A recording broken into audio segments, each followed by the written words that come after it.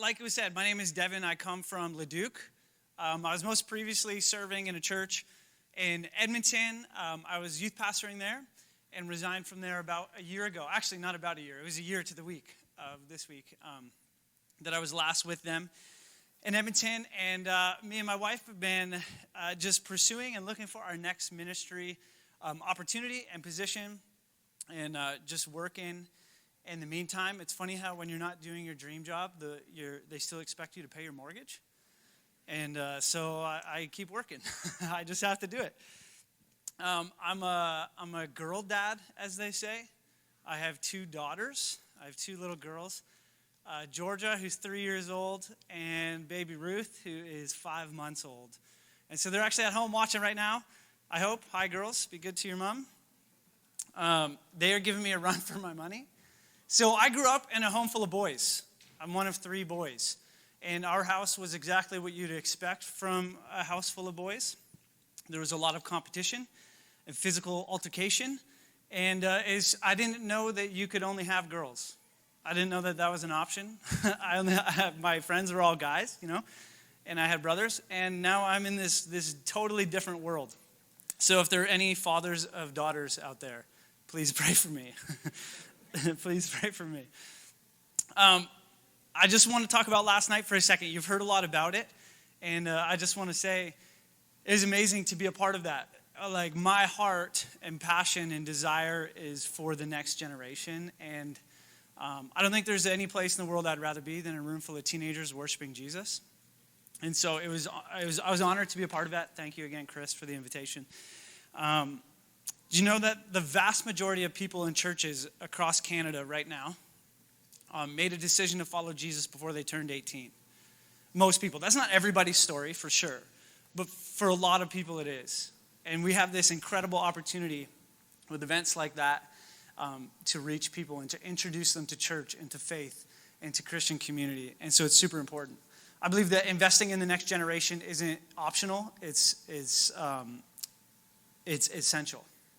We have to do it. It has to be a priority because they're not the church of tomorrow. They're the church of today.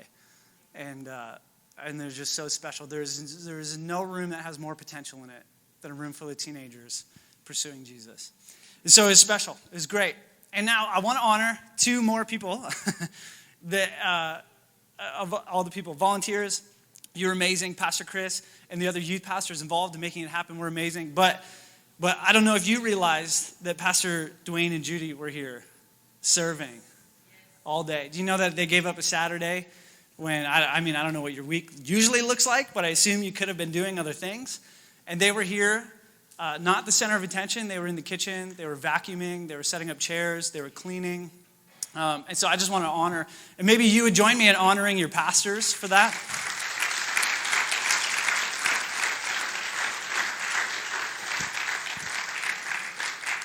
I heard somebody say that the ceiling for youth ministry in a church is the leadership, is the lead pastors. When I see lead pastors coming to serve for no recognition of their own, not to be in front of the crowd, but just to serve, to make it a great event for teenagers, there's a high ceiling for the youth ministry of this church. So thank you guys for doing that. So I have a question for you. This morning. Have you ever been in a place, in a situation in your life where you feel like you're the only one or you're part of a very small majority of people trying to follow Jesus?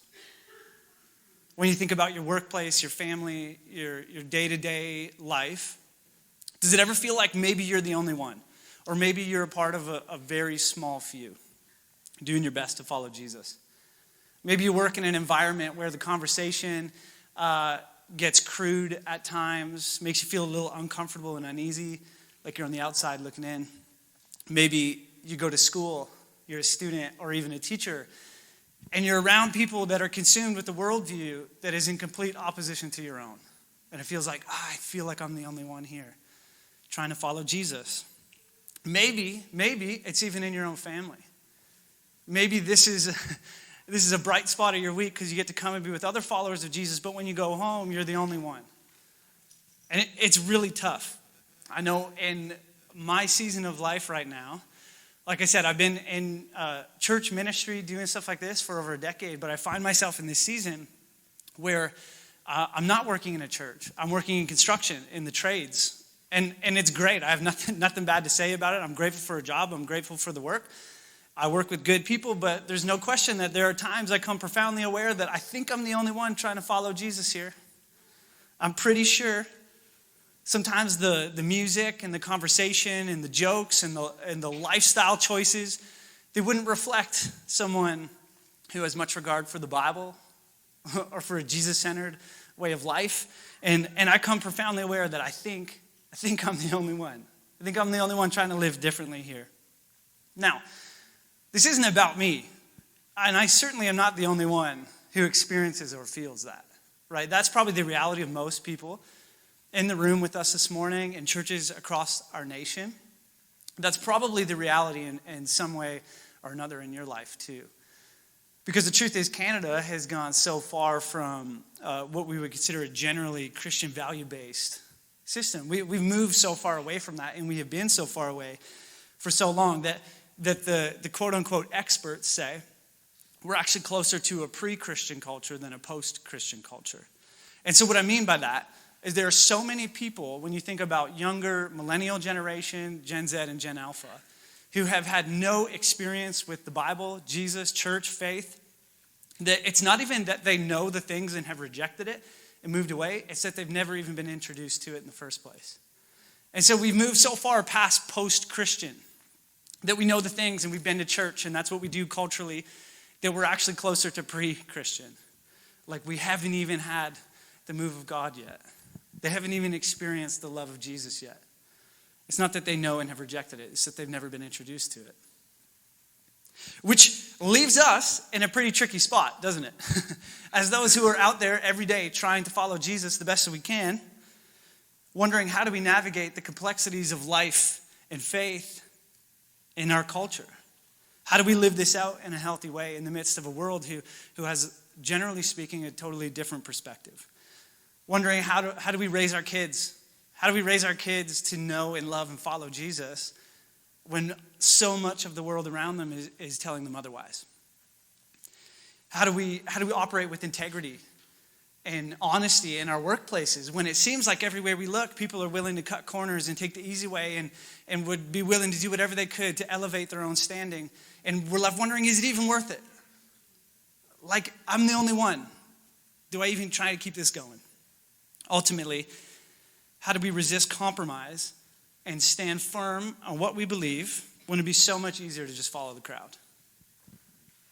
Like it'd be so much easier to just float down the current of culture than to try to swim upstream. The question is, how do we live faithfully in a faithless culture? How do we live faithfully in a faithless culture? And that's a question we have to ask ourselves and wrestle with today in 2025. But the good news is that we're not the only ones who have ever had to do this. And I think of the story of Daniel, the man of the Old Testament, who had to ask this same question for himself in ancient Babylon. And so today, this morning, we're going to turn to the book of Daniel, and we're going to look at his life, and we're going to read some things. So if you have a Bible, you can go ahead and turn to Daniel. We're going to start in Daniel chapter 1. And now Daniel is a big book, and it is deep, and it is complex, and there is so much in it, and we certainly are not going to try and cover the whole thing in one morning, okay?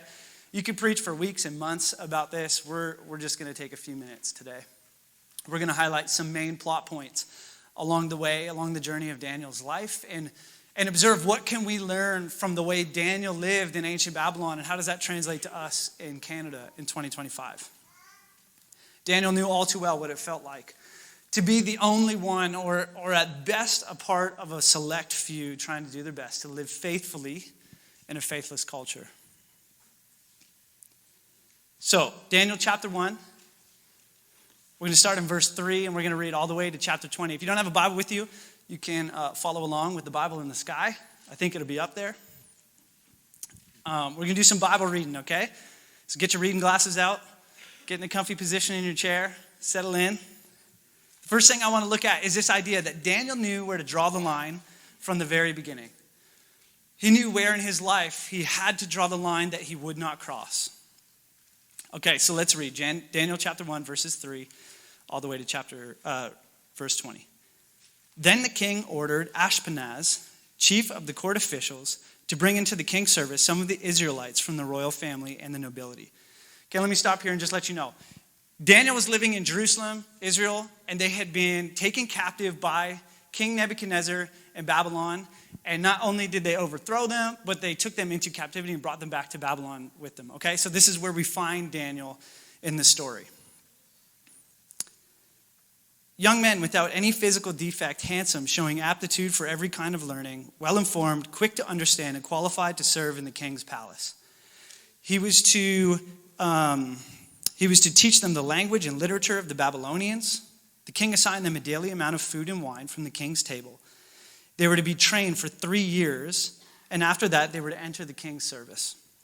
Among those who were chosen were some from Judah: Daniel, Hananiah, Mishael, and Azariah.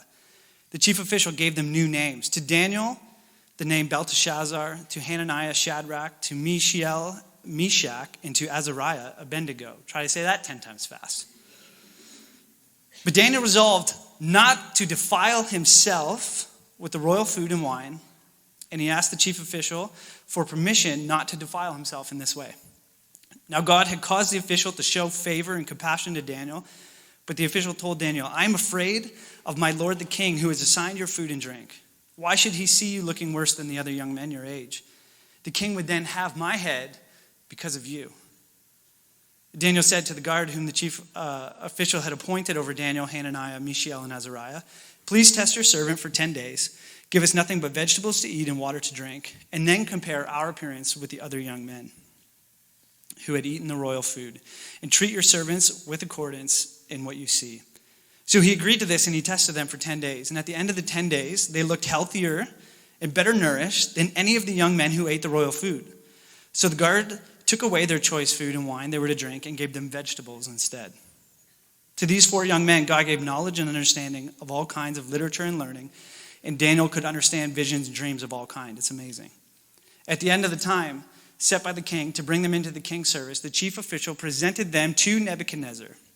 The king talked with them, and he found none equal to Daniel, Hananiah, Mishael, and Azariah. So they entered the king's service, and in every matter of wisdom and understanding about which the king questioned them, they found them 10 times better than all the magicians and enchanters in the whole kingdom. Wow.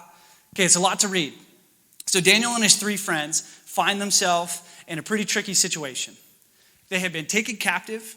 They had been removed from their culture, from their homes, from their everyday life and rhythms, their faith communities, and they're taken to Babylon, and they go into a 3-year training program, which at the end would lead them into service of a foreign king. And this is where we find them.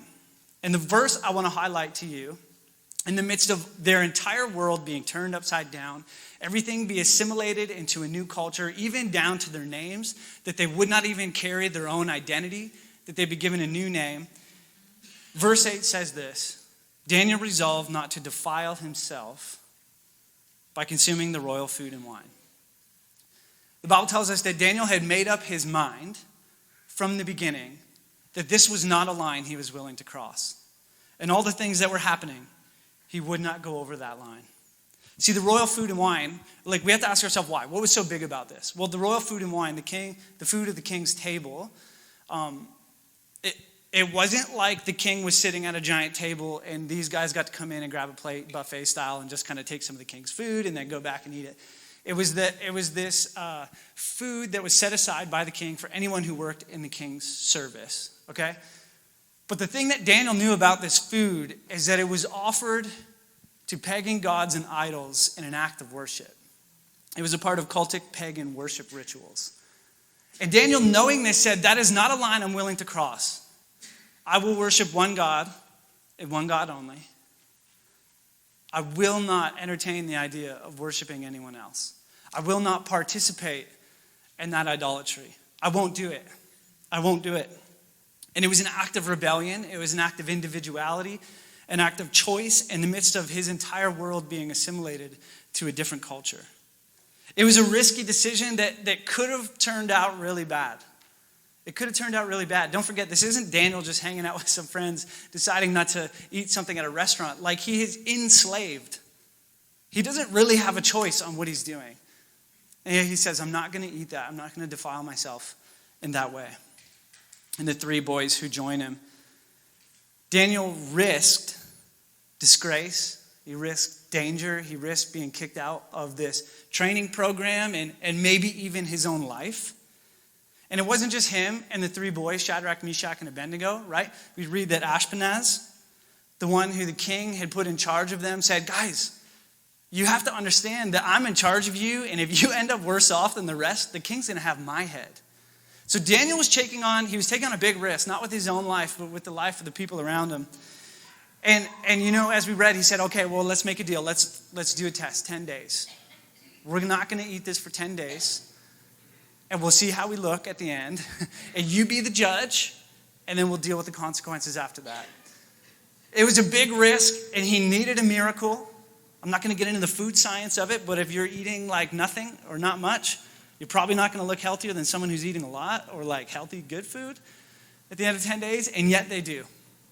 And God shows his faithfulness, and there is a miracle in their midst. And at the end of 10 days, they said, I don't believe it, but somehow you three are the healthiest among all the people here. I don't get it. I don't know how. So they took away the food, and they said, you do what you're going to do because clearly you knew something we don't. So Daniel and his friends, they continue to do this, and they continue to grow in influence, and they continue to rise through the ranks. One author and Bible scholar says this: Daniel and his friends were granted special wisdom by the Lord, not because of their diet, but because of their faith and their commitment to his word. Like, it's not about the food. Like, it's about the food, but it's not about the food. Right? The food isn't the main thing. It's that they were willing to draw a line in the sand and said, we will not cross this. We will not be a part of the worship of any other god. And at the end of 3 years, none were equal to Daniel, Shadrach, Meshach, and Abednego. These three boys, in fact, as they stood before the king, he said, you are 10 times better than all the others who had been in this training program. You're the best. Their risky decision wasn't about food. It was about faithfulness and not compromising. They decided that although they had no choice in being where they were taken captive, they were exiles in a foreign land. They were willing to plant their flag. This was a hill they were willing to die on. Whatever the cost, whatever may come their way, we're not going to cross that line. Some of the things obviously were not that big of a deal in the grand scheme of life and faith and service to the Lord. But this was. It was as if Daniel was saying, I would rather die, I'd rather face the consequences in living faithfully than to cross the line of compromise and live in sin. So he says, you want me to learn the language? Fine. You want me to learn the culture and the customs? That's fine. You want me to learn the economy and the government? I'll do you one better. I'll do it better than anyone here. I'll be the best of the best. I will thrive, but I will not participate in the worship or the sacrifice to other gods. I just won't do it. And so Daniel remained faithful in the midst of an incredibly challenging and tricky situation. The next thing I want to look at, we're going to skip ahead all the way into chapter 6, is that the world around Daniel had changed multiple times. Not just like, hey, I moved houses. I went from Bonnieville to St. Paul. Like, Daniel's life and everything in it had changed, and yet his habits didn't. His habits remained the same. The world around Daniel changed, but his habits didn't. So we're going to skip way ahead in the story. And like I said, lots have happened in this time, but it's not our focus for right now. And now actually Babylon has been taken over. The one who had taken over Jerusalem and taken them captive, now Babylon has been taken over. And they're ruled by a man named Darius the Mede. Darius the Mede. So at this point in time, I'll catch up in the story. Daniel has served faithfully King Nebuchadnezzar, King Nebuchadnezzar's son or near relative, King Belshazzar. And now he's serving another foreign king who took over named Darius the Mede. And so Darius comes into charge of Babylon and all it had. And the Bible says that he appoints 120 satraps. So he appoints 120, basically government-appointed officials to rule over a region, right? It's a big place. One man can't oversee all of it, so he appoints 120 to oversee it, to kind of do his bidding in the land. But what's really interesting is that over those 120, the king appoints 3 administrators, 3 people that the 120 would be responsible to answer to. They would serve under their authority. And what is amazing is the Bible tells us that Daniel is one of those 3. Daniel is rising through the ranks of power and authority and trust and influence in a foreign nation. He is one of the 3 appointed administrators in the land. Yet another conquering nation takes over and takes power. And Daniel finds himself as one of the most trusted and influential people in the entire nation. It's kind of amazing how sometimes we read the stories of the Bible and we're like, oh yeah, then this happened and we know the end of the story, yeah. And you stop and think and you're like, Daniel, who was once an exiled teenager from Jerusalem, is now served 3 kings, and he is one of the 4 most important and powerful people in the entire nation. How did that happen? How did that happen? And it doesn't stop there, because he's one of the 3, but the king says he's noticed Daniel's exceptional qualities, and he's about to put him over everything. So he said, even amongst the 3 highest ranking officials, there's something about you that is better. The exceptional qualities, the way you lead, that I'm actually going to put you over everything. He's about to become second in command to only the king. But as you can imagine, some of his peers start to get a little jealous. They don't really like that this exiled boy from a different nation is now showing them all up, and he's about to become their boss. And so they set up this scheme, and they're going to try everything they can to take him out. They don't like that he's found favor with the king. They don't like that the king likes him. And so they set up a trap. They set up a trap. And this is what we read in chapter 6, verses 4 and 5. At this point, the administrators and the satraps tried to find ground for charges against Daniel in his conduct of government affairs, but they were unable to do so.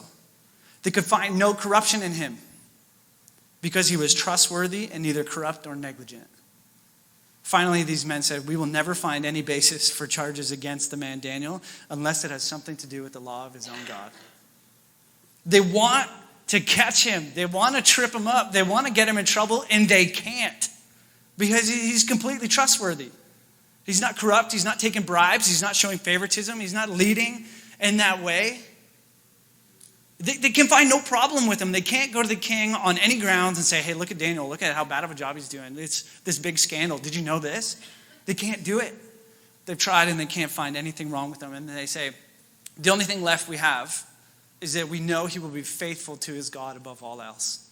And so we have to use that against him. So the schemers come up with a plan.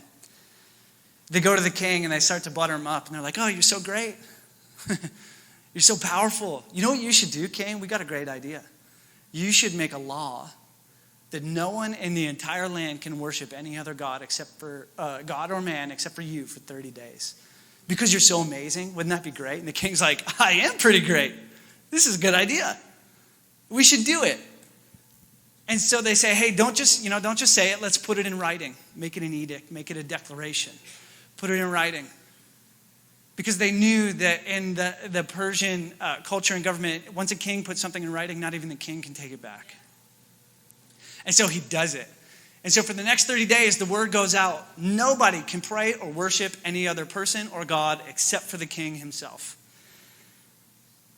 And to make it worse, to deter people from doing it anyways, they say, and if you are caught, you'll be thrown into a den of lions, which would mean absolute death. I don't know if you feel like you could survive a den of lions. I don't think I could. It would be absolute death. Because these people knew Daniel, and they knew the way he lived his life. They knew his practices and his rhythms, and they knew that if they could get the king to do this, it would cause Daniel to do one of two things. Daniel would either compromise and not worship and pray to his God, or he would remain faithful as he always has, and they could throw him in the den of lions. Either way, these jealous people win, and Daniel loses. And if you don't know yet, this is the story of Daniel in the lion's den. Hopefully this is connecting the dots. You're starting to remember. So we continue to read in Daniel chapter 6, verses 10 through 15. The Bible says this.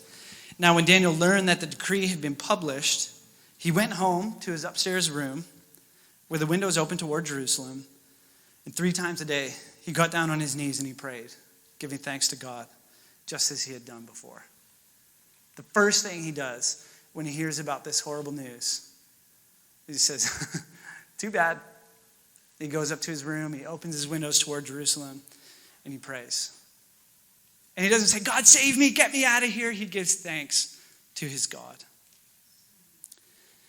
Verse 11 says, then these men went as a group, and they found Daniel praying and asking God for help. So they went to the king, and they spoke to him about his royal decree. King, did you not publish a decree that during the next 30 days, anyone who prays to any god or human except you, your majesty, would be thrown into the lion's den? Don't you remember, king, that you did that? The king answered, the decree stands in accordance with the law of the Medes and the Persians, which cannot be repealed. Then they said to the king, Daniel, in case you forgot, who is one of the exiles of Jerusalem, he's not even one of us. Daniel pays no attention to you, your majesty, or to the decree you put in writing, and he still prays 3 times a day. When the king heard this, he was greatly distressed. He was determined to rescue Daniel, and he made every effort until sundown to save him. In verse 15, then the men went as a group to King Darius and said, remember, your majesty, that according to the law of the Medes and the Persians, no decree or edict that the king issues can be changed. They caught him. The king had been tricked. It's interesting that they go to the king and they say, hey, didn't you make this law? Isn't this something, we have to do? And he's like, yeah, you got to do it. Lion's den. And he's like, well, just so you know, Daniel's praying to his God. And it doesn't say the king is like, great, we get to punish somebody. The king is like, he's having a hard time. He's like, oh, this guy who I know and I trust, he's about to be ruler over all of this. Now I gotta throw him in the lion's den. He realized he's been tricked. He probably felt a little embarrassed. But he had to do it because the law is the law, and it's ironic that it's his law. It's his law. He can't change it. And so Daniel goes into the lion's den. They throw him in. But the story continues. Chapter 6, 19 to 23. And at first light of dawn, the king got up and hurried to the lion's den. He'd been up all night waiting. I got to go see Daniel. And when he came near the den, he called Daniel in an anguished voice, Daniel, servant of the living God, has your God whom you serve continually been able to rescue you from the lions? And Daniel responds, may the king live forever. Joyous words coming out of the den. My God sent his angel to shut the mouths of the lions, and they have not hurt me because I was found innocent in his sight. And nor have I done any wrong before you, your majesty. And the king was overjoyed. And he gave orders to lift Daniel out of the den. And Daniel was lifted from the den, and no wound was found on him because he trusted God. You guys are all sitting there like, this is everyday activity. That's incredible. He spent a night in a den, in a pit full of hungry lions. And an angel came and hung out with them and entertained the lions. And they left Daniel alone. And he survived. But you know something interesting about this that I learned as I studied? From the point of time that Daniel went into training for the king's service, those 3 years as a teenager, to the point of the lion's den, do you know how much time had elapsed? Scholars believe 60 to 70 years. I don't know why reading this story, because it's only 6 chapters in the Bible, I figured it wasn't that long. Like he was probably pretty young. It had been 60 to 70 years of Daniel continually, faithfully serving a foreign king, and above all, serving his God. 60 to 70 years, that is a long time. Up to this point, the story tells us he served 3 kings faithfully. Daniel is living and serving faithfully. He's adding value to the culture. He's not just putting up with it. He's like thriving and excelling within it while maintaining his faithfulness to the Lord without compromise. I can't get over that verse that says Daniel went up to pray just as he has always done. He didn't change. The world around him changed. Everything had changed multiple times, but his habits didn't. He wasn't willing to let it change him.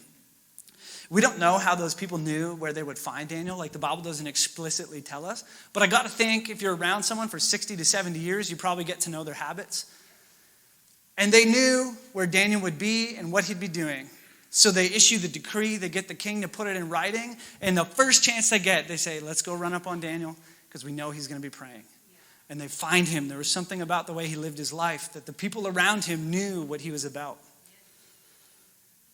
We have to know that the courage to face a den full of hungry lions in chapter 6 started with being courageous and rejecting the royal food 60 to 70 years earlier in chapter 1. Years later, when everything in his world had changed again, yet again a part of a conquered nation serving a foreign king, Daniel didn't panic. He didn't try to make a new plan. He didn't try and escape. He just kept praying like he always had. Like he always had. Regardless of the risk, regardless of what it might cost him, he just stayed true and stayed faithful. Everything in Daniel's world had changed. And yet, Daniel remained anchored to spiritual practices that connected him to God. And so he continued to remain faithful in a faithless culture. And then the third thing I want us to look at, and last thing from Daniel's life, is that Daniel served with excellence and integrity. We just got a glimpse of it in that last story. They could find nothing wrong with him, nothing wrong about the way he lived and he governed. Daniel lived and served with excellence and integrity. While Daniel, despite being a Hebrew, conquered and oppressed multiple times over, is thrust into some of the highest ranking offices in the entire nation. That kind of blows my mind how that happens. Not once, but like multiple times over. See, Daniel didn't withdraw from Babylon. He served with excellence within it. He didn't try and escape. He didn't reject it. He just said, you think you have captured me? You think I'm going to become a part of your culture? I'm going to show you that there's actually a better way. I'm going to serve with excellence within it. We read in chapter 1, all the way back, we already read it. That as they went into training for the king's service, they came out the other end of 3 years, and they stood before the king, and the king said, there's something about you that is better than everyone else here. There's something about you. 10 times, 10x the rest of the people. And they grew in favor. In chapter 2, we didn't read this story, and I'll summarize it. Chapter 2, King Nebuchadnezzar has a wild dream. He has this crazy dream full of symbolism and all sorts of things. And he really wants to understand what it is. So he calls all his enchanters and his diviners and his magicians and all these people who are supposed to have this spiritual insight. And he says, come tell me my dream. And then tell me what it means. And if you don't, I'm going to kill all the wise men in the nation. Kind of a no pressure situation. Somebody do it or else. And so he brings them, and if you know the story, none of them can do it. And they're like, King, this is insane. No king has ever asked this of anybody. This doesn't make any sense. Nobody can do it. And he says, then fine. If nobody can do it, you're all gonna die. And Daniel, who at this point is one of those wise men, hears this, that he's about to be killed. And he says, hold on a sec. Whoa. Nobody came to consult with me first. And he goes to his friends and he says, listen, this is literally life or death. I need you to pray that God will show me the interpretation of this dream, that we can save all of our lives. And sure enough, that night, God reveals to him the dream, the interpretation of it. And just so you know, it's not super positive for King Nebuchadnezzar. And so he goes to the king and he says, hey, listen, king, I don't have the power in myself to do this. Like, I'm not that guy, but God is the revealer of mysteries, and he has revealed this to me. And so here's your dream, and he spells it out in detail. And he says, this is what the Lord wants you to know. And he tells him the interpretation, and it's not great. Things are not looking good for King Nebuchadnezzar.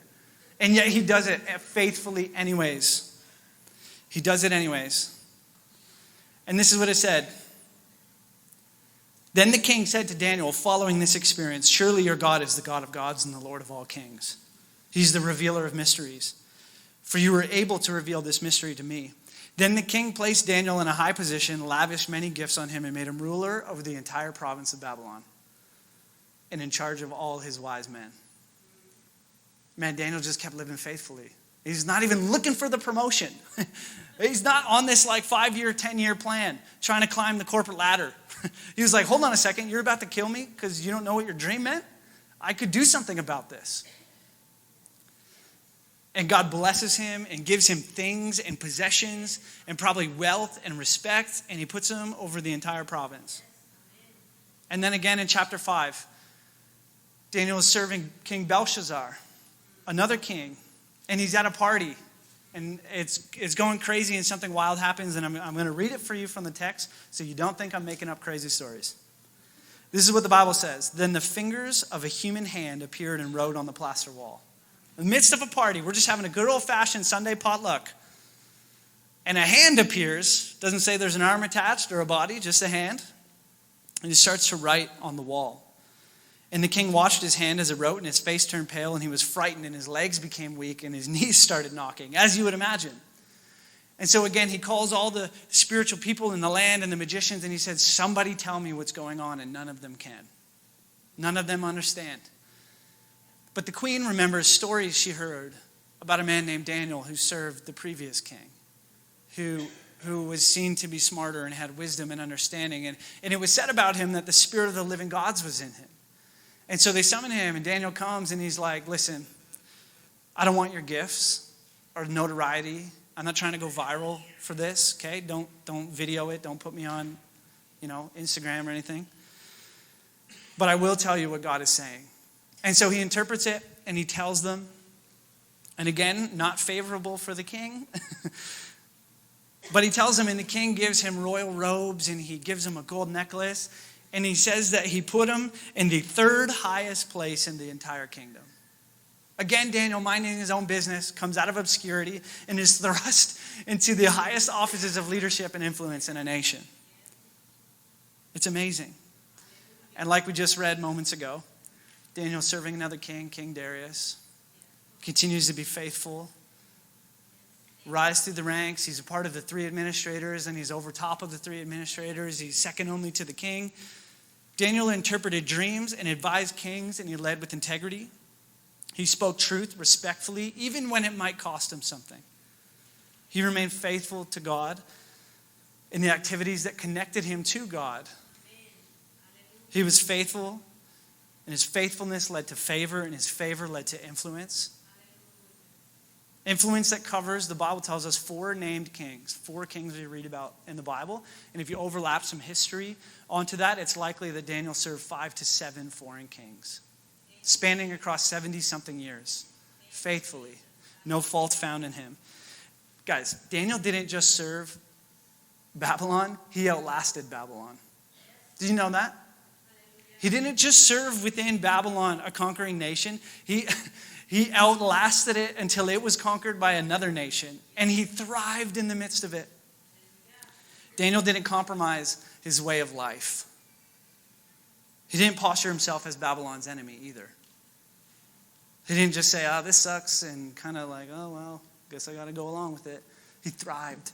He was not an enemy of Babylon. He served with integrity to the point that pagan kings sought out his wisdom and guidance. Which is great for Daniel. But what about us? What does this have to do with us and our world? Because we might not face the threat of Babylon's kings. We might not face a lion's den. I hope that's not your life situation. But the truth is, we live in a culture that is very, for the most part, anti-Jesus, in opposition to the things of the Word of God, to the message of Jesus. And that creates real pressure that we feel. Though it might not be to the extremes that Daniel faces, or maybe even other followers of Jesus around the world, but we can't deny that there is pressure on us from the world around us, and I don't want to minimize that. But we can be people who follow in Daniel's example. We can be people who know where the line in the sand is for our own life. You can know where the line in the sand is for your own life. Listen, don't wait for the pressure of culture and decisions that would cause you to conform and to compromise to be upon you before you know where the line is. Because if we wait until the pressures of the world are on us, compromise will feel so much easier. If we haven't taken the time with the Lord to think about it and think, like, what is happening in our world and what does your word say about it? How did Jesus respond in this situation? Where is the line in the sand that I just won't cross regardless of what it costs me? We've got to know where that is before it happens. The book of Romans, chapter 12, verse 2 reminds us not to conform to the world, but to be transformed by the renewing of our mind. Another translation says it like this: don't just fit into the world around you without thinking about what you're fitting into. Don't just go with the flow. We got to use some critical thinking. We got to know the word. We got to know what Jesus is asking of us. The second thing we can do is we can stay rooted in spiritual practices and rhythms. Okay? It's not by accident that Daniel served not a couple years, not 10 years, 20 years, but some 70 years faithfully in a foreign conquered nation. It's not by accident. That didn't just happen like, oh, look at where the time has gone. 70 years have gone by and here I am. Daniel made a point of being consistent in spiritual practices and rhythms that maintained his connection to God. And can I tell you the formula? It's not an infomercial. It's not a secret. Here's the formula. Ready? Pray regularly, read the Bible consistently, and be active in Christian community. Can you do those things? Read the Bible regularly, pray consistently, be active in Christian community. Participate in this. If we want to be faithful like Daniel, we need to make these habits that we live by. And the third thing is this: live with integrity where God has placed you. Right where you are, right now. You can decide that whether anyone else does it or not, I'm going to live with integrity. I'm going to serve honestly and faithfully. I don't know if Daniel loved being conquered and oppressed multiple times over. Obviously, I'm being sarcastic. That would be horrible. I don't know if he liked being taken into a different culture and forced to change his entire ways, that even his name was changed. I don't think Daniel liked that. But one thing Daniel did was he was committed to not letting the external world, the things that were going on around him, change what was happening inside of him. Didn't change the way he lived his life. One author writes this: the call to follow Jesus is not a call to abandon culture. It's a call to live with excellence within it. It's not a call to say, I don't want any part of this world because Canada doesn't seem to reflect the message of Jesus. It's saying that I'm going to show the world that there's a better way. You're going this way, I'm going to show you true north. I'm going to show you that you can live with joy. I'm going to show you that there's a peace that goes beyond what our mind can understand. I'm going to show you that when the world is going crazy, I'm living at peace because I'm serving a king above all kings. But can I tell you one more thing? There's this quote I heard an author say one time that says, you'll never be invited to dine with a king if you stand outside the gate and throw stones. And can I be honest, that kind of hit me a little hard, because it would be way easier to just bash, these leaders, these people, these decision makers, this nation, But you know what? We're never going to be invited to a place of influence as all we do is sit behind a keyboard or even face to face, and we just throw stones. You're so bad. I can't believe. We'll never be invited to dine with the kings, to have influence with leaders of nations, of people who make decisions and create culture. We'll never be invited into those places if all we do is throw stones at them. Now, I'm not saying we have to agree and just be like, well, this is what it is, so I guess it's our call. I'm not saying that at all. This is not my heart. And there are things in Canada that we should be like a little upset about. I don't like the way this is going, but I'm just saying that if all we do is throw stones, we won't be a part of the solution. They're never going to trust us. Somehow Daniel was able to serve 4 different kings in a foreign nation that their culture did not reflect the things of the Bible. And he served them faithfully, and he still served God faithfully. It can be done. The good news is we don't have to be afraid of the culture we live in. We don't have to be afraid. Whether it's ancient Babylon or it's modern day Canada, God gives us everything we need in the place we're at to live faithfully and make a difference. He's given us everything we need.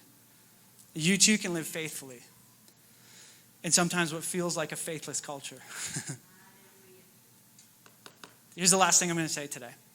You never know what God might do with your act of faithfulness. You never know who might be watching. You never know what it might do to somebody. Daniel didn't know what was on the other side of all the choices he made. We get to read and know the end of the story. Daniel didn't know it. He lived it.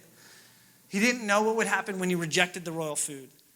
He didn't know what would happen and how the kings would respond to the interpretation of the dreams that were not favorable to them. He didn't know if he would survive the lion's den. He didn't know. But he did it anyways. Not only did it lead to promotion, influence, and leadership in a foreign kingdom, but his actions inspired a foreign pagan king to declare, as Daniel came out of the lion's den, saved without a scratch on him, that surely Daniel's God is the only God. And he sent word around the entire world that he had rule and reign over, and he said, this is the only God. Forget the others, forget what you've heard, forget the practices we've done. Daniel's God, the God of Abraham, Isaac, and Jacob, he's the only God. It's it. So that is insane. The way Daniel lived his life and served faithfully caused a king to declare in a pagan culture that there is one God, and it is Daniel's God.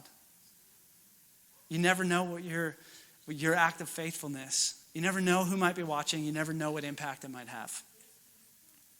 You never know what your quiet influence, just daily practicing your faithfulness and integrity in your workplace, in your schools, in your sports teams, in your family, you never know what might happen. Maybe it'll take 60 to 70 years. Maybe you're going to go through some bumps in the road and have to cross some hurdles, but you never know what might happen. God might use your stand for him in an amazing way. So when we leave this morning, the comfort of this awesome Christian community, and we go back into the world that might be far from Jesus, know that the God who is with Daniel in the king's palace in the midst of exile, the God who is with Daniel in the midst of a lion's den, the God who is with Daniel as he influenced kings is the same God that is with you. He's in your workplace. He's in your home. He's in your relationships.